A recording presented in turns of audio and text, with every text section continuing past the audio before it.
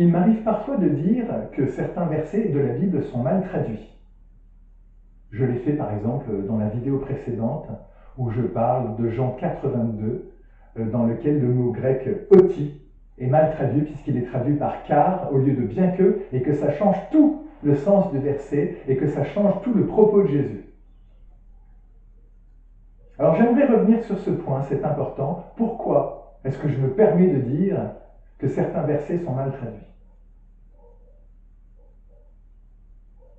Parce qu'il y a beaucoup de gens qui sont convaincus que la Bible est la parole de Dieu à la virgule près, mais qui ne veulent pas entendre quelque chose de pourtant évident.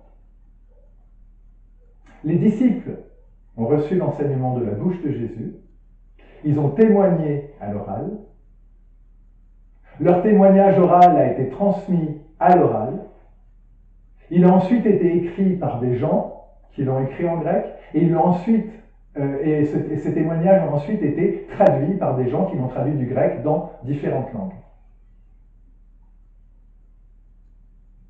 Il y a eu une transmission orale, et l'erreur est humaine. Mais au-delà de l'erreur est humaine, vous pourrez dire, oui, mais ces gens sont très intelligents. Ils savent beaucoup de choses. Mais il ne s'agit pas juste d'être intelligent au sens profane du terme. Il ne s'agit pas juste d'avoir beaucoup de connaissances. Il s'agit de la parole de Dieu. Et je vous fais remarquer, ça c'est un point qui est aussi fondamental, je dirais, dans l'acceptation du fait qu'il puisse y avoir des erreurs qui se sont glissées dans la Bible.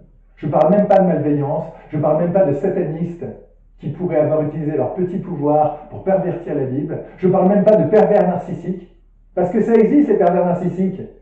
Il suffit d'aller sur Internet pour se renseigner. Et s'il y en a aujourd'hui, il y en avait déjà il y a 2000 ans.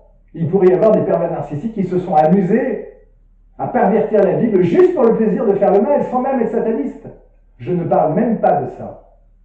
Je parle du fait qu'après avoir passé 3 ans dans la présence quotidienne de Jésus, à part les 40 jours où il est allé prier et jeûner dans le désert, après avoir passé 3 ans dans la présence de Jésus, après avoir pendant 3 ans reçu de la bouche de Jésus son enseignement, et après avoir pendant 3 ans eu la possibilité de poser des questions à Jésus au cas où il ne comprendrait pas tout,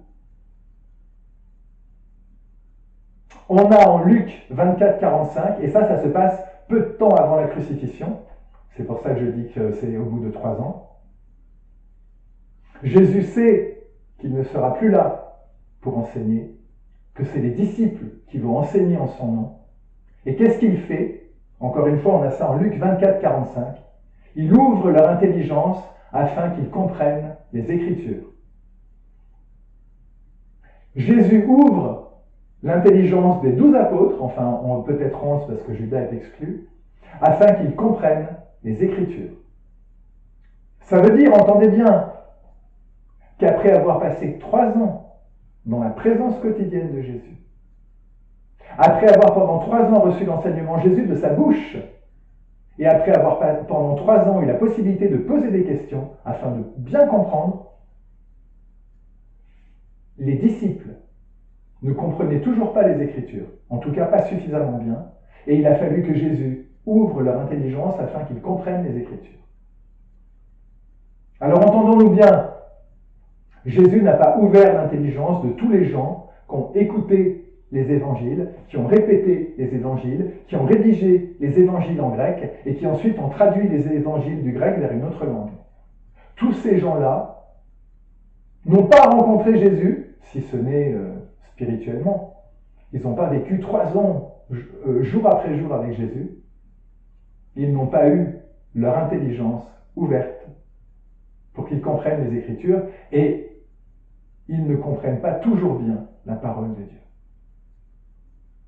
Et c'est pour ça qu'un certain nombre d'erreurs se sont glissées dans la Bible, malgré les bonnes volontés. Je ne parle même pas de malveillance, de malversation, malgré les bonnes volontés. Et c'est pour ça que, par exemple, j'en ai parlé dans la vidéo précédente, on a, en Jean 4, 22, le terme grec oti, qui est traduit par car au lieu de bien que, 2 sens qui sont tous les deux légitimes en grec ancien, et les traducteurs n'ont pas choisi le bon sens parce qu'ils n'ont pas compris ce que voulait dire Jésus. Parce que leur esprit n'a pas été ouvert afin qu'ils comprennent les Écritures.